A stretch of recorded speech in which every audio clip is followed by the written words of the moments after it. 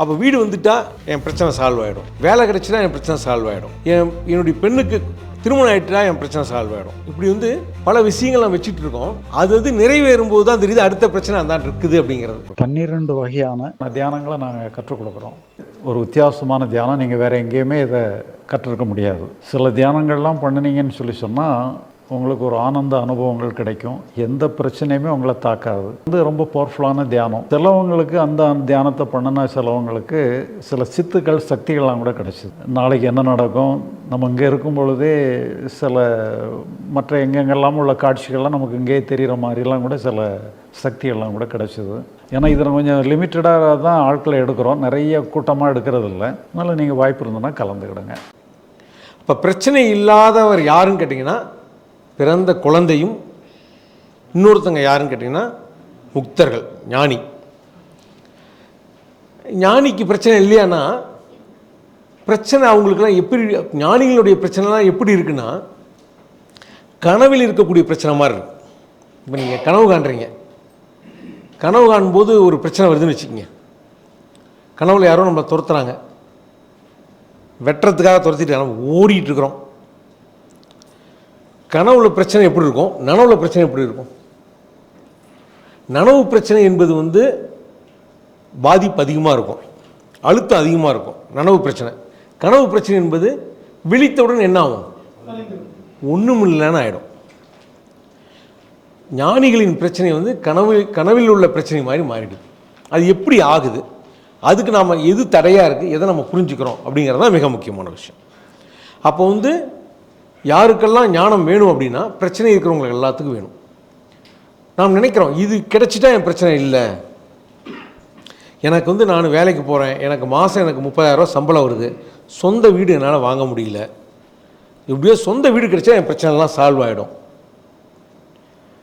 ஒரு வீடு கட்டுறதுக்கு கடன் வாங்க, இப்போலாம் ஒரு வீடு கட்டணும்னா கண்டிப்பாக 1 கோடி வேணும். 1 கோடி கடன் வாங்கினோம்னா லைஃப் லாங் அதை டியூ கட்டுறதுக்கே நம்ம சம்பளம் சரியாக போயிடும். அப்போ வீடு வந்துட்டால் என் பிரச்சனை சால்வ் ஆகிடும். வேலை கிடைச்சினா என் பிரச்சனை சால்வ் ஆகிடும். என்னுடைய பெண்ணுக்கு திருமணம் ஆகிட்டுனா என் பிரச்சனை சால்வ் ஆகிடும். இப்படி பல விஷயங்கள் நம்ம வச்சுட்டு இருக்கோம். அது நிறைவேறும் போது தான் தெரியுது அடுத்த பிரச்சனை அதான் இருக்குது அப்படிங்கிறது. ஒவ்வொன்றிலையுமே அப்படி தான் நம்ம பிரச்சனை சந்திச்சுட்டே தான் இருக்கோம். அது கடைசி வரலும் பிரச்சனை விடுபடுற மாதிரி நமக்கு தெரியல. பணம் இருந்தால் பிரச்சனை சால்வ், பணம் இருந்தாலும் வேறு பிரச்சனை வருது. பதவி இருந்தால் பிரச்சனை சால்வ், பதவி இருந்தாலும் வேறு பிரச்சனை வருது. அப்போ எல்லா தரப்பினருக்குமே பிரச்சனை இருக்குது. அந்த பிரச்சனையை எதிர்கொள்வதற்கு நம் மிக மிக அவசியமானது இந்த ஞானம். இது வந்துட்டால் நம்மளை மிகவும் வீழ்த்தக்கூடிய பிரச்சனை வந்தால் கூட அந்த நிலையிலும் நம்மளால் சிறப்பாக செயல்பட முடியும். ஒரு ஆச்சரியமாக இருக்குல்ல, எவ்வளோ பெரிய பிரச்சனை இது வந்துட்டால் நம்ம தீர்ந்தேன், இதுக்கு மேலே என்னை தாக்கிறதுக்கு வெளியே 10 பேர் இருக்கிறாங்க அப்படிங்கிற மாதிரியான பிரச்சனை இருந்தால் கூட அந்த சூழ்நிலையிலும் பிரச்சனையை தவிர்த்து நம்மளால் சிறப்பாக செயல்படக்கூடிய சூழ்நிலை எதுன்னு கேட்டிங்கன்னா இந்த ஞானம் தான். அதனால தான் இந்த ஞானம் என்பது மனிதர்களுக்கு அதிகப்படியான தகுதி என்பதை விட மனிதராக வாழ்வதற்கு அடிப்படையான தகுதியே இந்த ஞானம் தான். அடிப்படையான தகுதியே இந்த ஞானம் தான். சரி, குழந்தையாக இருந்தபோது இருந்த அந்த நிலை எங்கே மாறுது, எங்கே நம்ம தவற விடுறோம், என்ன ஆகுது? எல்லா பிரச்சனையும் தீர்ந்த இடம் தான் அந்த ஞானம்னு நம்ம சொல்கிறோம். அது ரெண்டும் ஒன்று தான் சொன்னோம்.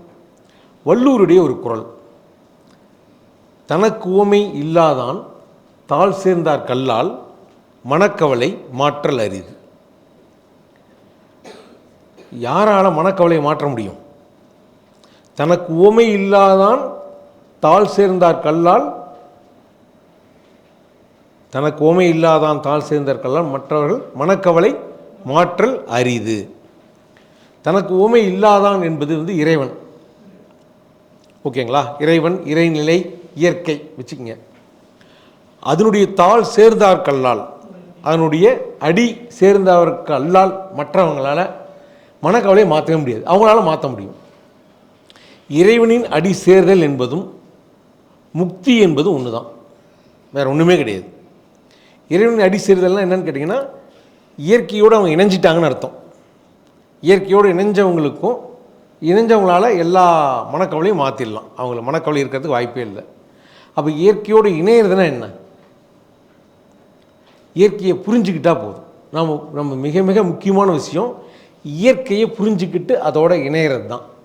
அப்போ நம்ம முரண்பாடு இல்லாமல் இயற்கையோடு இணையறதுக்கு இயற்கை எப்படி இருக்குதுங்கிற உண்மை நமக்கு தெரியணும்.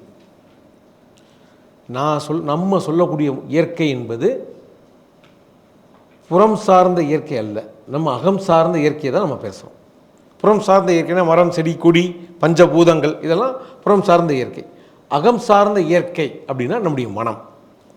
நம் மனதோட நம்ம மனதை புரிஞ்சுக்கிட்டு நாம் அங்கே அந்த அடி சேர்ந்துட்டோம் அப்படின்னோம்னா மனக்கவலை மாற்றுவது என்பது மிக எளிதான விஷயம். இங்கே மனதினுடைய அந்த இயற்கையினுடைய அடி சேராதவங்களுக்கு மிக மிக அரிது. மனக்கவலை மாற்றுவது என்பது மிக மிக அரிது. ஓகே, இப்போ நம்ம மனசுக்கு வந்துட்டோம். இப்போ நம்ம மனசு நம்ம நினைக்கிறோம் எப்படி இருந்தால் நம்ம பரவாயில்ல, எப்படி இருந்தால் நம்ம நல்லா இருக்கலாம். ஒரு ஞானியை பார்க்குறாங்க, எப்போ புன்முருளாக இருக்கிறார், எப்போ பார்த்தாலும் ஒரு எதுலேயும் பாதிப்படையாமல் இருக்கிறார். அவர் பார்க்குறதுக்கு சாந்த சொரூபியாக இருக்கார். பெரிய பாதிப்பு இருந்தால் கூட அப்படி இருக்கிறார். நாம் அந்த மாதிரி ஆகணும், என்ன பண்ணலாம்? எதில் இருந்தாலும் டேக் இட் ஈஸியாக எடுத்துக்கிறாரு. நாம் என்ன பண்ணுறது? டேக் இட் ஈஸியாக எப்படி எடுத்துக்க முடியும்? எவ்வளோ பெரிய பிரச்சனை வந்தாலும் நம்மளால் சாந்தமாக இருக்க முடியுமா? இந்த உலகம் பல போட்டிகளில் இயங்கிட்டு இருக்கு. ஒரு கல்வி எடுத்துட்டிங்கனாலும் பயங்கரமான போட்டி. எதை படிக்கிறது, என்ன டெவலப் ஆகணும், மற்றவங்களோட நம்ம எப்படி மார்க் எடுக்கணும், எப்படி எடுத்தால் நம்ம நல்ல பொசிஷனுக்கு போக முடியும். கல்வியில் மாணவர்களுக்கே போட்டி வந்துடுது. இப்போலாம் பார்த்திங்கன்னா படிக்கிறதே பார்த்திங்கன்னா எதை படிக்கிறதுங்கிற சப்ஜெக்ட் நிறைய வந்துடுச்சு. அதில் குழப்பங்கள், அதில் காம்படிஷன் அதிகமாக இருக்குது. தொழிலில் பார்த்தாலும் ஏகப்பட்ட போட்டி. தொழிலெல்லாம் செஞ்சு பணத்தை திரும்ப வாங்கங்காட்டியும் படாத பாடுபடுறாங்க. பணம் என்பது பிரதானமான ஒன்று. இந்த வாழ்க்கை வாழ்வதற்கு பொருள் இல்லாருக்கு இவ்வுலகில் இடமில்லை, அருள் இல்லாருக்கு அவ்வுலகில் இடமில்லை. இப்போ இந்த உலகத்தில் வாழ்ந்தானுமா இல்லையா? பணம் வேணுமா இல்லையா? எல்லாருக்கும் பணம் வேணும், எல்லாரும் நல்லா இருக்கணும். அப்போ எல்லாருக்கும் தேவையெல்லாம் கிடைச்சானுமா இல்லையா? அதில் தேவைகளை தேடுவதில் பிரச்சனை. இப்போ இவ்வளோ பிரச்சனைகளையும் எப்படி எதிர்கொள்கிறது? இவ்வளோ பிரச்சனை இருக்கும்போது நம்மளால் சாந்தமாக இருக்க முடியுமா? ஒருத்தர் நம்ம திட்டும் போது நம்ம அமைதியாக இருக்க முடியுமா? ஒருவர் நம்ம ஏமாற்றி கொண்டு துரோகம் செய்யும் போது நம்மளால் அமைதியாகவும் சாந்தமாகவும் இருந்து அவங்களை எதிர்கொள்ள முடியுமா?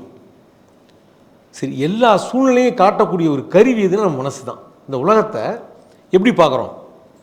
இந்த மனசு வச்சு தானே பார்க்குறோம். நீங்கள் ஒருத்தர் வராரு, உங்கள்கிட்ட நண்பராக பழகிறாரு, ஆனால் உங்கள் மனசில் இந்த ஆள் சரியில்லை, இந்த ஆள் ஏமாந்து அந்த ஆள் பிஸ்னஸுக்காக நம்மகிட்ட பழகிறாரு, அவர் நம்மளை ஏமாத்திடுவாருன்னு மனசை தோணுது வச்சுக்கிங்க. நம்ம என்ன ஆகிடுவோம்? எச்சரிக்கை ஆகிடுவோம். நாம் இல்லை எல்லாரையும் நண்பராக பார்க்கணுன்னு ஒரு கொள்கை எடுத்துருக்குறோம். ஆனால் அவரை பார்த்தோன்னே இவன் திறனாக இருப்பானோன்னு என்ன வருது? எப்படி நம்ம அப்படி நண்பராக பார்க்க முடியும்? இப்போ நம்ம ஒருத்தர் திட்டினா கூட நமக்கு பிரச்சனை என்னென்னா கோபம், பயம், வருத்தம், நெகட்டிவ் தாட்ஸ். நிறைய நெகட்டிவ் தாட் வருது நமக்கு. இது அப்படி ஆகிடுமோ, இப்படி ஆகிடுமோ, வாழ்க்கை என்ன ஆகுமோ, ஏகப்பட்ட நெகட்டிவ் தாட் வருது. இதெல்லாம் இல்லாமல் இருக்கணுங்கிறது தான் நம்முடைய குறிக்கோள். ஆன்மீகத்தில் மிக அற்புதமான ஒரு வாக்கியம், எண்ணம் போல் வாழ்வு. எண்ணம் போல் வாழ்வு, மனம் போல் வாழ்வுன்னு சொல்லிட்டாங்க. எண்ணம் நல்லா இருந்தால் தான் நம்முடைய வார்த்தை நல்ல வார்த்தையாக வரும். வார்த்தை நல்லா இருந்தால் தான் நம்முடைய செயல் நல்ல செயலாக இருக்கும். நம்முடைய செயல் நல்லா இருந்தால் தான் நம்முடைய வாழ்க்கை நல்லா இருக்கும். அப்போ மனதில் நல்ல எண்ணங்கள் வர வேண்டும். வள்ளுவரும் சொல்லியிருக்காரு, உள்ளத்தால் உள்ளலும் தீதே பிறன் பொருளை கள்ளத்தால் கல்வை மெனல். அதாவது மனதால் கூட நீங்கள் தப்பாக நினைக்கக்கூடாது. மனசு மற்ற ஒரு பொருளை அபகரிக்கணும்னோ இல்லை குற்றம் செய்யணுங்கிற எண்ணம் வந்தால் கூட அது தவறு. இப்போ மனதை நல்லபடியாக வச்சுக்கணுங்கிறது தான் ஆன்மீகத்தின் பக்கமே நம்ம வரோம். இந்த மனம்தான் வாழ்க்கையாகவே இருக்குது. மனசை நல்லபடியாக அப்படி வச்சுக்கிறது, எது நடந்தாலும் சாந்தமாக இருக்கிறது. எப்படி ஒரு குழப்பம் வருது, இதை பண்ணலாமா, அப்போ ஒரு தெளிவாக முடிவெடுத்து செயல்படுவது எப்படி? நமக்கு நிறைய நெகட்டிவ் தாட்டு வராமல் இருக்கணும். நெகட்டிவ் தாட்டு தான் என்ன ஆகுது? நெகட்டிவாக செயல்பட வைக்குது. அப்போ இதெல்லாம் வராமல் இருக்கிறதுக்கு மனசை வந்து எதாவது சொல்லிட்டாங்க, மனசு பக்குவம் அடையணும், மனசு வந்து சாந்தமாக இருக்கணும், எப்பயுமே பாசிட்டிவ் தாட்டு தான் வரணும், எல்லாத்தையும் நீங்கள் பாசிட்டிவாக பாருங்கள் இப்படின்னு ஆன்மீகத்தை சொல்லிட்டாங்க. 12 வகையான தியானங்களை நாங்கள் கற்றுக் கொடுக்குறோம். ஒரு வித்தியாசமான தியானம் நீங்கள் வேறு எங்கேயுமே இதை கற்றுருக்க முடியாது. சில தியானங்கள்லாம் பண்ணினீங்கன்னு சொன்னால் உங்களுக்கு ஒரு ஆனந்த அனுபவங்கள் கிடைக்கும். எந்த பிரச்சனையுமே உங்களை தாக்காது. வந்து ரொம்ப பவர்ஃபுல்லான தியானம். சிலவங்களுக்கு அந்த தியானத்தை பண்ணினா சிலவங்களுக்கு சில சித்துக்கள் சக்திகள்லாம் கூட கிடச்சிது. நாளைக்கு என்ன நடக்கும், நம்ம இங்கே இருக்கும் பொழுதே சில மற்ற எங்கெங்கெல்லாம் உள்ள காட்சிகள்லாம் நமக்கு இங்கே தெரிகிற மாதிரிலாம் கூட சில சக்திகள்லாம் கூட கிடச்சிது. ஏன்னா இதில் கொஞ்சம் லிமிட்டடாக தான் ஆட்களை எடுக்கிறோம், நிறைய கூட்டமாக எடுக்கிறது இல்லை. அதனால் நீங்கள் வாய்ப்பு இருந்ததுன்னா கலந்துக்கிடுங்க.